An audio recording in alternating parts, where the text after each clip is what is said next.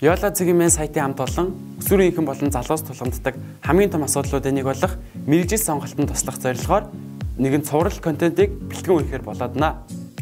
Өсвөр үеийнхэн болон залуус бидний хувьд мэргэжил сонголтын тал дээр эцэг их болон багштайгаа ярилцах, мөн мэргэжлийн үнээс зөвлөгөө авах үед бүгд л нэгэн адил өөрийнхөө дуртай хийхийг хүссэн зүйлийн чиглэлээрээ мэргэжлээ сонгоод суралц гэдэг.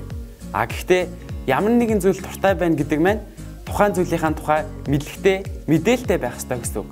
Хүүхдүүд бидний хувьд их сургуульд яг ямар хичээл үзэх, ажлын байран дээр өдөр тутамд юу хийдэг, миний мэргэжлийн онцлог, алсын хараа юу вэ гэдэг тухай нарийн мэдээллүүдийг олж авах боломж хомс байдаг.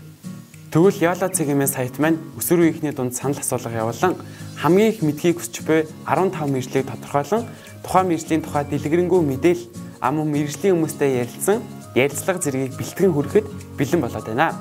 Эхний мэргэжил бол сэтгэл судлаач, дипломч, шүдний эмч, хуульч, мөн одоорн судлаач.